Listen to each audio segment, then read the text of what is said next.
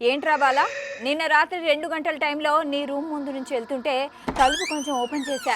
లోపల చూసా, టేబుల్ మీద నిమ్మకాయలు, నల్ల కోడి బొమ్మ, ఏదో ముగ్గు గీస్తున్నావు, ఏదో చేసేస్తున్నావు. నువ్వు సీరియస్గా ఏదో రాస్తున్నావు. నిజంగా భయం వేసింది. అసలు ఏం చేస్తున్నావు?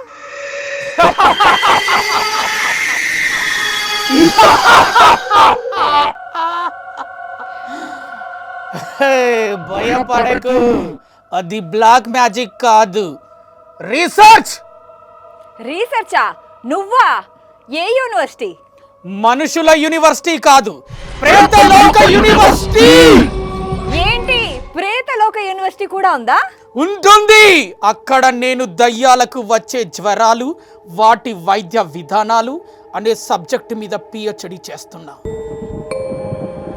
ఒక్క నిమిషం, దయ్యాలకు కూడా జ్వరాలు వస్తాయా?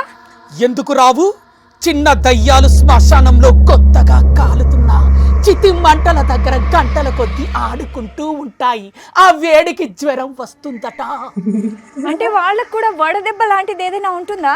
ఎగ్జాక్ట్ గా మనం వడదెబ్బ అంటాం, వాళ్ళు చితి దెబ్బ అంటారు. డాక్టర్లు కూడా అదే అంటారా? కాదు, అక్కడ భూత వైద్యులు మాత్రం చాలా స్టైలిష్ గా కాష్టఘాతం, ప్రేత పిత్త ప్రకోపం అంటారు. వావ్, పేరే భయపెడుతుంది అసలు నాకు. సరే, జ్వరం వస్తే ఏం మందులు ఇస్తారు? మన దగ్గర పారాసిటమాల్ కదా, అక్కడ నార్మల్ సిటమాల్. బ్రాండ్ ఏంటి? డెవిలో 750, అక్కడ టాప్ సెల్లింగ్ బ్రాండ్. అంటే ఫార్మసీలు కూడా ఉంటాయి అక్కడ? ఉంటాయి, కానీ అక్కడ మెడికల్ షాపులను శ్మశాన మెడికల్స్ అంటారు. మరి టాబ్లెట్స్ ఎలా వేసుకుంటారు? గోరువెచ్చని రక్తంతో. ఏంట్రా, నీళ్లతో కాదా? చల్లటి రక్తంతో వేసుకుంటే జలుబు చేస్తుందని వాళ్ళ నమ్మకం. అంటే హాట్ బ్లడ్ మాత్రమేనా? అవును, గోరువెచ్చగా ఉండాలి, చాలా వేడిగా కూడా ఉండకూడదు. సరే, వాళ్ళకి జలుబు వస్తే? మనకి చికెన్ సూప్ ఇస్తారు కదా, వాళ్ళకి నల్ల కోడి చికెన్ సూప్. ఎంత సైంటిఫిక్ గా ఉందో. అది వాళ్ళ WHO గైడ్ లైన్స్.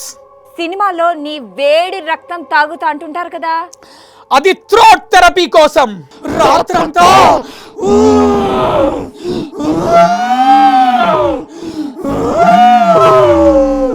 అంటూ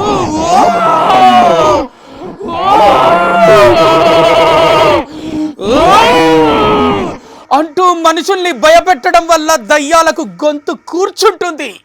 అప్పుడు గోరు వెచ్చటి రక్తంలో ఉప్పు వేసుకొని గార్గిల్ చేస్తారు. డ్రాకులా.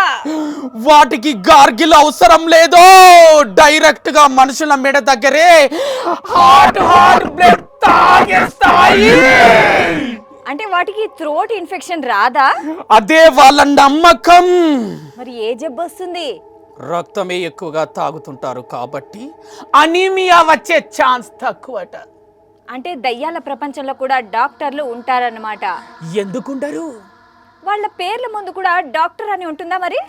లేదు, భూ భూ అని ఉంటుంది. భూ అంటే ఏంటి? భూత వైద్యుడు. అయితే అందులో టాప్ డాక్టర్లు ఎవరు? టాప్ డాక్టర్లు ఇక్కడ డాక్టర్ శ్రీకాంత్, డాక్టర్ ప్రసాద్ లాగా అక్కడ భూకొరివి ప్రేతానంద్, భూ దేవిలానంద ప్రసాద్, భూ పిశాచేశ్వర పైశాచిక్. స్పెషలైజేషన్ ఏమన్నా ఉంటుందా? ఒకరు ఎముకలు లేకుండా విరిగిన వాళ్ళకు ట్రీట్మెంట్, ఇంకొకరు దయ్యాల మానసిక సమస్యలకు, మరొకరు పిశాచాల వైరాలజీ స్పెషలిస్ట్.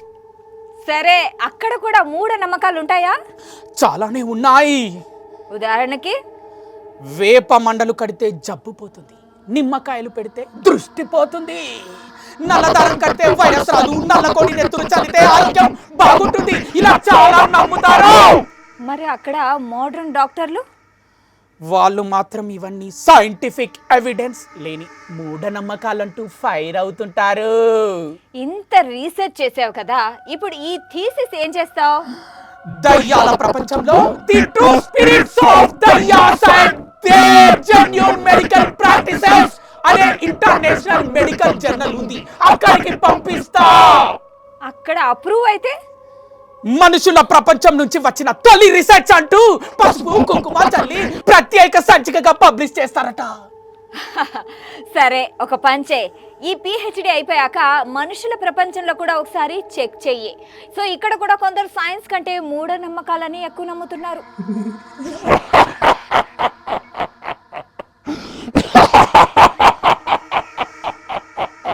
అందుకే చెబుతున్నా, లోకం మారినా ప్రపంచం మారినా మూఢనమ్మకాలు మాత్రం ప్రతి లోకంలో ఉంటాయి.